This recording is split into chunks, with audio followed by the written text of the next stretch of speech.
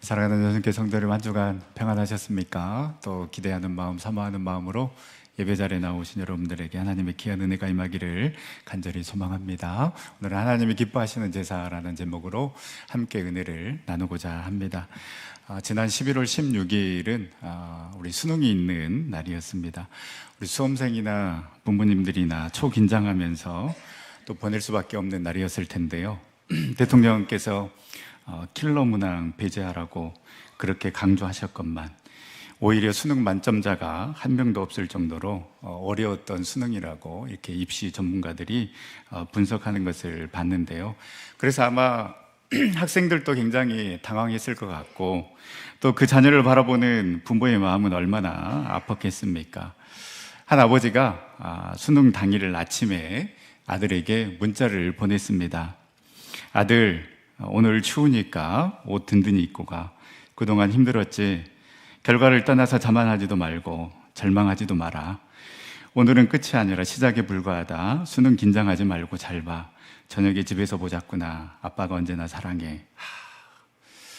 아들을 향한 그 아버지의 마음이 느껴지지 않습니까? 분명히 이 문자를 받고 아들은 힘을 얻어서 시험을 잘 봤을 거라고 생각을 하는데요. 이렇게 아들에게 문자를 보냈는데 아들에게 답장이 왔습니다. 아빠, 나 아직 고등학교 2학년이야. 그 다음 아빠가 어떤 문자를 보냈을지 참 궁금한데요. 여러분, 아무리 바빠도 올해가 가기 전에 우리 아들, 딸 몇 학년인지는 정확하게 알고 가시기를 바랍니다. 또 이제 청소년들 같은 경우에는 기말고사 언제 보는지 또 날짜 정확하게 아셔서 힘내라고 격려해 주시면 우리 자녀들 큰 힘이 되지 않을까 싶습니다. 저도 여러분들 격려해 드리고 싶습니다. 드디어 오늘 히브리서를 마무리합니다. 3월 달부터 9개월 동안 히브리서 말씀을 묵상했는데요. 한 중간쯤부터는 우리 성도님들 좀 힘들어하지 않을까라는 생각을 하면서 늘 말씀을 전했는데요. 또 잘 들어주셔서 너무나도 감사를 드리고 또 모든 말씀이 다 기억나지는 않겠지만 그런데 히브리서 4장 12절 말씀, 하나님의 말씀은 살아있고 활력이 있어 좌우의 날선 어떤 검보다도 예리하여 혼과 영과 및 관절과 골수를 찔러 쪼개기까지 하며 또 마음의 생각과 뜻을 판단하시나니 라는 말씀처럼 하나님의 말씀은 살아있고 또 활력이 있기에 여러분들이 다시 한번 또 히브리서 말씀을 처음부터 쭉 읽다 보면 그 받았던 은혜들 또 내가 결단했던 그 결단들이 생각나게 하실 것입니다. 그래서 이번 주에는 저희가 1년 1독 성경 말씀 1년 1독 하자라는 그 목표로 쭉 그 말씀을 읽는 분량도 있지만 이번 주에는 여러분들이 히브리서 말씀 1장부터 13장까지 한번 쭉 다시 한번 읽어보셔도 좋을 것 같습니다. 히브리서 전체 주제는 늘 말씀드린 것처럼 예수 그리스도입니다. 예수 그리스도를 믿고 다시 유대교로 돌아가려고 하는 자들에게 천사보다 모세보다 그리고 대제사장보다 더 뛰어난 예수 그리스도, 그리고 구약의 율법, 제사, 송소는 완전하지 않지만은 그러나 예수 그리스도는 단번에 완벽한 제사를 드림으로 더 이상 짐승의 제사, 피의 제사를 드릴 필요 없이 예수 그리스도의 그 보혈의 피로 말미암아 우리가 그 하나님의 보좌 앞으로 담대하게 나아갈 수 있었다. 그 예수 그리스도께서 당신의 몸을 찢으심으로 새롭고 산 길을 우리에게 열어주셨으니 그 예수 그리스도를 붙잡자라고 권면을 했고, 핍박이 있고 환난이 있지만은 그러나 너희들이 아는 그 믿음의 선조들 다 끝까지 포기하지 아니하고 더 좋은 본향을 바라보며 믿음의 길 걸어가지 않았느냐. 그래서 우리도 너희들도 어려움과 핍박이 있다고 하지만은 그 믿음의 선조들처럼 그 예수 그리스도를 바라보며 끝까지 믿음의 길 걸어가자라고 이렇게 권면했습니다. 그래서 히브리서 12장 1절에서 2절 말씀, 그 우리에게 구름같이 둘러싼 허다한 증인들이 있으니 모든 무거운 것과 얽매기 쉬운 죄를 벗어버리고 인내로써 우리 앞에 당한 경주를 하며 믿음의 주여 원정케 하시는 인 예수 그리스도를 바라보자라고 권면하고 있습니다. 이렇게 예수를 바라보자 권면했던 히브리서 저자는 이제 삶의 자리에서 너희들이 어떻게 살아야 할지를 이야기를 하고 있습니다. 결국 우리가 예수 그리스도를 바라보고 예수 그리스도의 안에 거한다라는 것은 여러분 무엇으로 나타나게 됩니까? 반드시 삶의 열매로 드러나게 되어 있습니다. 그래서 어떤 삶을 살아가는가? 예수 그리스도를 바라보고 그 예수 그리스도 안에 거하는 사람은 당연히 죄와 싸우게 됩니다. 당연한 것 아니겠습니까? 하나님이 싫어하는 것을 좋아할 리가 없습니다. 그런데 우리는 어떻게 해야 합니까? 히브리서 12장 4절, 너희가 죄와 싸우되 아직 피 흘리기까지는 대항하지 아니하고. 우리가 죄와 싸워야 되는데 오히려 이 죄와는 싸우지 아니하고 타협합니다. 또 죄와 함께하는 것을 즐겨합니다. 여러분, 우리가 대충대충 신앙생활 하지, 믿음 생활 하지, 이런 안일한 자세로 살아가서는 안 되고 피 흘리기까지 죄와 싸워야 함을 이야기하고 있습니다. 또 징계를 피하지 말고 그 징계, 고난을 이상하게 여기지 말라고 말씀하십니다. 12장 11절, 무릇 징계가 당시에는 즐거워 보이지 않고 슬퍼 보이나 후에 그로 말미암아 연단받은 자들은 의와 평강의 열매를 맺느니라. 이 징계를 통하여서, 이 어려움을 통하여서 나를 깨닫게 하시는구나. 이 고난을 통하여서 나를 연단시키셔서 더욱더 하나님의 사람으로 성장시키려고 하시는구나. 더 깊고 더 넓은 그 하나님의 계획을 바라보며 나아가는 사람이 하나님을 사랑하는 사람이고 예수 그리스도를 바라보는 자다라고 이야기하고 있습니다. 또 12장 14절 말씀에 보면 모든 사람과 더불어 화평함과 거룩함을 따르라. 이것이 없이는 아무도 주를 보지 못하리라. 여러분, 참 중요한 말씀입니다. 예배 생활도 잘합니다. 기도 생활도 잘하고 헌금 생활도 잘합니다. 봉사도 잘합니다. 그런데 이 교회 안에서 관계 때문에 무너지는 사람들이 너무나도 많습니다. 목사님, 제가 교회 일을 하라는 것은 다 하겠는데요, 내가 저 사람하고는 도저히 함께할 수 없습니다 라고까지 말하는 분들이 우리 전성교회는 없지만 저쪽 위쪽으로는 많이 있습니다. 대부분 이 말 때문에 화평함이 깨지는 것을 많이 봅니다. 안 해도 될 말을 굳이 하는 것입니다. 이 유시민 작가가 방송에서 이런 말을 했습니다. 참 공감이 됐는데요, 이 말을 할 때는 늘 세 가지를 생각하라는 것입니다. 첫 번째는 이것이 옳은 말인가 생각하라는 것입니다. 진짜 옳은 말이다 그러면 그 말을 해야 될지 그 말을 할 때를 결정을 해야 하는 것이죠. 그래서 두 번째는 지금 꼭 필요한 말인가, 옳은 말인데 지금 꼭 해야 되는 말인가, 아니면 나중에 해도 되는 말인가를 생각하라는 것입니다. 그리고 세 번째는 친절한 말인가. 여러분, 옳은 말을 기분 나쁘게 하는 사람이 있습니다. 여러분, 아무리 옳은 말이라 할지라도요, 이 옳은 말을 기분 나쁘게 하면 좋은 말로 듣는 게 아니라 잔소리로, 지적질로 듣습니다. 따라서 이 모든 세 가지를 다 따져본 다음에 옳은 말을 필요할 때 친절한 말로 하라고 했는데요, 우리가 새겨드려야 할 말인 것 같습니다. 여러분, 한번 따라해 보겠습니다. 옳은 말을 필요할 때 친절한 말로 합시다. 옳은 말을 필요할 때 친절한 말로 합시다. 아멘. 저와 여러분들이, 그리고 또 우리가 신앙생활 하면서 또 이 함께 사역하고 함께 아름다운 공동체를 만들어 가려면 이 말이 정말 중요한데 옳은 말을 필요할 때 친절한 말로 할 수 있기를 간절히 소망합니다. 기독교인들이 너무 불친절합니다. 특히 말을 함부로 하기 때문에 다 여기에서 상처받는 것 아니겠습니까?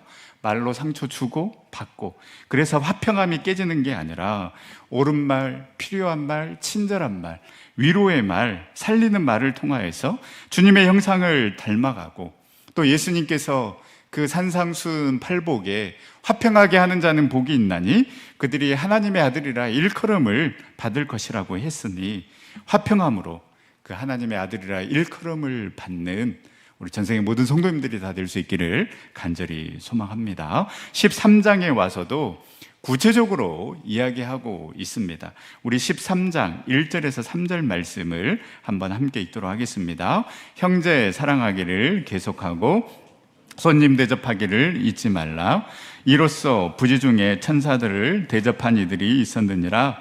너희도 함께 갇힌 것 같이 갇힌 자를 생각하고 너희도 몸을 가졌은즉 학대받은 자를 생각하라. 아멘. 여러분, 신앙은 내 믿음만 좋으면 된다라고 생각하는 사람이 많이 있습니다. 여러분, 내 믿음이 좋은 것을 어떻게 확인할 수 있겠습니까? 다른 사람과의 관계에서 확인할 수 있습니다.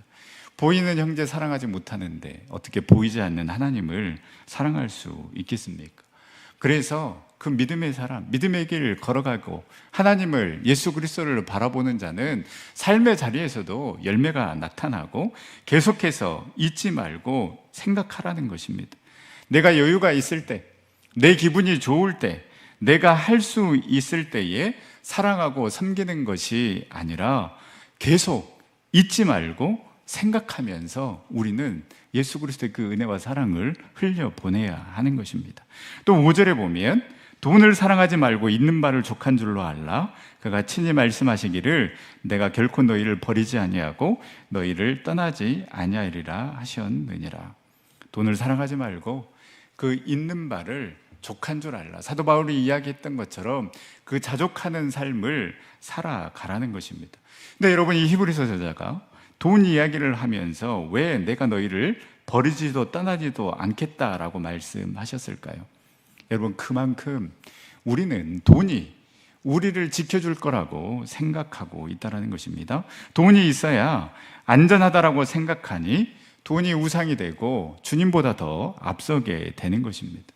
여러분, 돈이 우리를 지켜주는 것이 아니라 주님께서 우리를 지켜주시고 인도해 주신 줄 믿으시기를 바랍니다. 여러분, 그렇다면 어떤 믿음이 있어야 됩니까? 사도 바울의 고백처럼 비천에 처할 줄도 알고 풍부에 처할 줄도 알아서 그 돈의 많고 적음이 아니라 어떠한 상황에서든지 자족하며 감사할 줄 아는 믿음이 우리에게 있어야 하는 것입니다. 돈의 지배를 받아서 그 돈에 끌려다니는 삶이 아니라 자족하는 마음, 그 감사하는 마음으로 우리를 인도하여 주시겠다라는 그 주님의 약속의 말씀을 믿고 또 그 주님의 은혜를 기대하며 담대하게 나아가는 저와 여러분들이 될 수 있기를 간절히 소망합니다. 이제 히브리서 저자는 이 편지를 마무리하려고 하는데요. 이 히브리서의 목적은 무엇입니까? 서두에서 말씀드린 것처럼 예수 그리스도입니다. 그 예수 그리스도를 생각하고 예수 그리스도를 바라보면서 다시 유대교로 돌아가지 말고 끝까지 믿음의 길 걸어가자라는 것이 히브리서의 결론입니다. 그래서 이야기하고 있습니다. 우리 히브리서 13장 9절 말씀 우리 다 같이 다시 한번 읽어보도록 하겠습니다. 여러 가지 다른 교훈에 끌리지 말라. 마음은 은혜로서 굳게함이 아름답고 음식으로서 할 것이 아니니 음식으로 말미암아 행한 자는 유익을 얻지 못하였느니라. 계속되는 그 박해와 어려움으로 인해서 이들로 하여금 이제 예수 그리스도를 버리고 다시 유대교로 돌아가는 게 낫지 않겠느냐라는 생각, 이 다른 교훈에 끌리도록 유혹하는 것들이 많이 있었다라는 것입니다. 이 히브리서를 읽는 독자들을 어지럽게 하고 끌리게 했던 것은 바로 유대교입니다. 그리고 구체적으로 식물에 관한 것이라고 기록되어 있는데 아마 이것은 음식, 먹는 것을 의미합니다. 그러니까 초대교회의 사람들을 어지럽게 했던 자들은 아마도 어떤 특정한 그 식물을 먹거나 먹지 않음으로 인해서 경건에 혹은 구원에 이룰 수 있다라고 유혹했음에 분명합니다. 이에 저자는 진정한 속죄는 율법을 지켜서야 되는 것이 아니라 예수 그리스도로 말미암아 된 것을 분명하게 이야기하고 있습니다. 10절에서 11절 말씀에 보면 이 대속죄일에 드리는 그 속죄 제사를 통해서 예수 그리스도께서 하신 일을 설명하고 있는데요. 이 히브리서를 읽는 히브리서 독자들은 대속죄일이 어떤 날인지를 잘 알고 있습니다. 이 대속죄일에는 고기를 먹지 못합니다. 10절의 말씀이 그 말씀입니다. 제사장들도 고기를 먹을 수가 없습니다. 고기는 다 불에 태우고 이 대속죄일에는 특별히 또 이 아사셀 염소를 준비해야 되는데요. 제사장은 이 염소의 머리에 안수한 후에 백성들의 모든 죄를 고백하고 준비된 사람을 시켜서 사람이 살지 않는 광야로 이 아사셀 염소를 떠나 보냅니다. 이 염소는 이스라엘 백성들의 모든 죄를 짊어지고 영문 밖, 그 장막 밖으로 쫓겨서 지쳐 쓰러지거나 짐승의 먹이가 될 수 있는데요. 바로 이 아사셀 염소처럼 예수 그리스도가 십자가를 지시고 성문 밖, 즉 골고다 언덕길을 올라가셨습니다. 그래서 12절 13절 말씀에 보면 그러므로 예수도 자기 피로써 백성을 거룩하게 하려고 성문 밖에서 고난을 받으셨느니라. 그런즉 우리도 그의 치욕을 짊어지고 영문 밖으로 그에게 나아가자. 여러분, 여기서 이 영문 밖이라는 것은 1차적으로 어떤 유대교의 전통, 율법, 그 형식에서 벗어나 온전한 속죄를 들이신 예수 그리스도를 따라가자라는 의미가 있고, 더 중요한 의미는 이제 이 영문 밖, 그 십자가의 길을 걸어가신 그 예수 그리스도를 우리가 따라감으로 인해서 세상의 가치가 아닌 그 예수 그리스도의 가치로 거룩한 삶을 살아가자라는 의미가 있습니다. 14절 말씀처럼 여러분, 영구한 도성, 영원한 도성은 없는데 우리는 마치 그 영원한 도성이 있는 것처럼 이 영문 안에서 머물러 있으려고 합니다. 편안하게 살려고 합니다. 예수 그리스도는 그 영문 밖으로 십자가를 지고 그 골고다의 길을 걸어가셨는데, 우리는 그래서 그 영문 밖에 십자가의 길을 걸어가신 그 예수 그리스도를 따라가자라고 이야기하고 있는데, 아니요, 우리는 그냥 영문 안에서 편하게 살겠습니다, 우리는 십자가 지지 않겠습니다 라고 그렇게 그 영문 안에 머물러 있지는 않습니까? 여러분, 우리는 장차 올 것을 찾는 사람이지 그 세상에 머물면서 세상 것을 찾는 사람이 되어서는 안 되는 것입니다. 세상을 찾고 구하는 사람의 모습은 어떠한 자들입니까? 마태복음 6장 31절 32절에 예수님께서 산상수훈 말씀을 통하여서 이렇게 말씀하셨습니다. 그러므로 염려하여 이르기를 무엇을 먹을까 무엇을 마실까 무엇을 입을까 하지 말라. 이는 다 이방인들이 구하는 것이라. 너희 하늘 아버지께서 이 모든 것이 너희에게 있어야 할 줄을 아시느니라. 바로 이 구하는 것이 바로 찾는다라는 의미입니다. 여러분, 우리가 영문 밖에 예수 그리스도를 따라가지 않으면 우리는 세상 것을 찾는, 세상 사람들이 찾는 것을 찾으며 살아가는 사람이 될 수밖에 없습니다. 장차 올 것을 찾는 사람.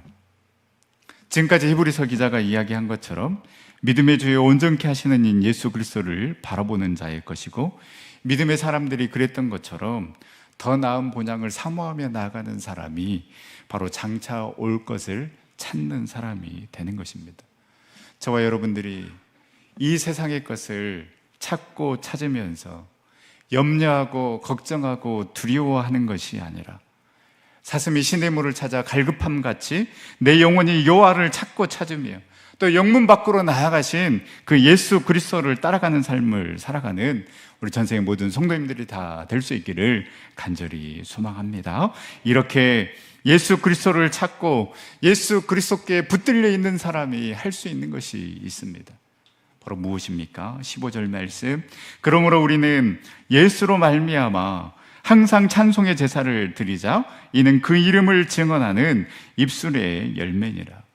우리는 항상 찬송의 제사를 드려야 하는데 그 이유는 간단합니다. 내가 병고침을 받아서 내 자녀가 잘 돼서 그리고 내가 원하는 대로 풀려서 찬송의 제사를 드리는 것이 아니라 다른 이유 없습니다. 예수로 말미암아 이 예수님 때문에 우리는 찬송의 제사를 드려야 하는 것입니다. 지금 히브리서를 읽는 독자들은 도저히 찬양할 수 없는 상황이라고 할 수 있습니다. 하루하루 사는 것이 고달프고 무엇보다도 유대교에서 예수 그리스도를 믿는다는 이유로 그 핍박과 고난을 받고 있는 상황입니다. 하나님을 원망했으면 원망했지, 예수 그리스도를 원망했으면 원망했지 찬송할 이유는 없는 상황이라고 할 수 있습니다. 그래서 예수로 말미암아라고 했습니다. 상황 때문에 찬양하는 것이 아니라 그 환경 때문에 찬양의 이유를 발견하는 것이 아니라 예수님 때문에, 예수로 말미암아 찬양하는 것입니다. 예수님을 통해서 뭔가 좋은 일이 생겼기 때문에 찬양하는 것이 아니라 예수님 한 분만으로 족하기 때문에 찬양하는 자가 진짜 하나님의 기뻐하시는 그 찬양의 제사를 드리는 사람입니다.